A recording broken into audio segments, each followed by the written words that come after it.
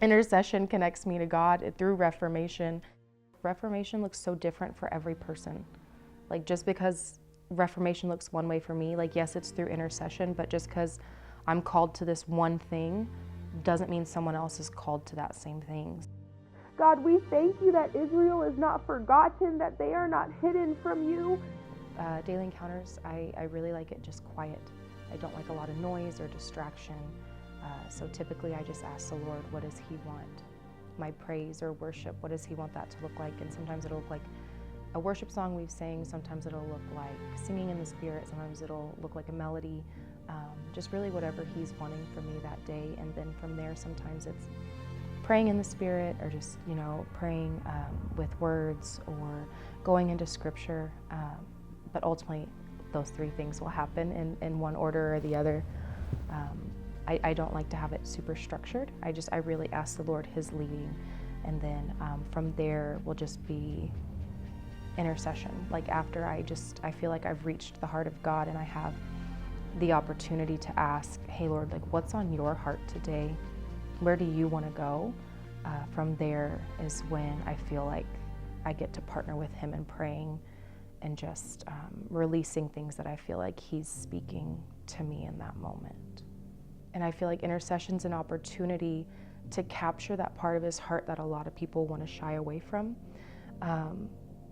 But God doesn't shy away from those hard things. And so in intercession, I feel like it opens the door to so many things that He wants from us. And I feel like out of intercession is where Reformation is birthed. Like, we don't go to Reformation first, we go to intercession first, because that's when we catch His heart for what's going on. We can't go into it with our own fleshly justice. Intercession connects me to His heart for justice, because He is the God of justice. He's the God of righteousness. He's the God that makes the crooked way straight. And if I don't go into intercession and seek His heart first, then whatever fake form of reformation that comes out of my flesh isn't godly justice, which is what we want from Reformation. And so through intercession, you get to enter into Reformation. And sometimes things will be birthed out of that, whether curriculum, whether writing a book, whether He calls you to go to a school board meeting, whether He calls you to serve in a nonprofit like the Justice Reform or for Liberty and Justice, or all these other amazing organizations that are out there. But through intercession, it's an opportunity to partner with our high priest, who is the mighty intercessor, and we get to feel what He's speaking, and we get to encounter His heart that's hurting and is broken. The Lord's really taken me into places where I once dealt with a lot of shame, and He's had me to begin to intercede for people who are walking through those same situations. And so for me personally, being a birth mother, having given up a daughter for adoption at 16, I spent a long time living in shame. He took me on this journey to start researching like what resources are out there for birth moms, and there's not really anything. And immediately my heart just broke, because the Lord was like just highlighted that there's a hole.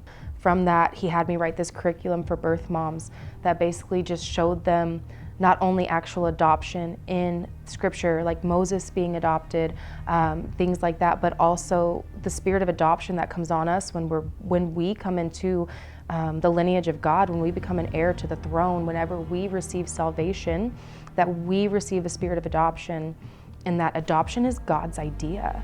And then other ways that intercessions just really moved me is sometimes even just like driving through somewhere, the Lord will highlight a business or maybe a person on the side of the road, and just this intercession just comes up, because everything and everyone belongs to the Lord. And it's not these huge things that are that need to be made straight. Sometimes it's just family systems and family units that need to be a crooked way that needs to be made straight. And so the Lord will like start interceding for that person as I'm driving, or I want you to intercede for this business, or hey, you see that church over there, like begin to intercede for that church, intercede for that pastor, intercede for the congregation, and ask that I enter in, and that I can reform the church as a whole. And then sometimes it's as simple as in the middle of the day, him asking me to take my kids, hey, go to the park, you know, declare that this property is mine, this city is mine.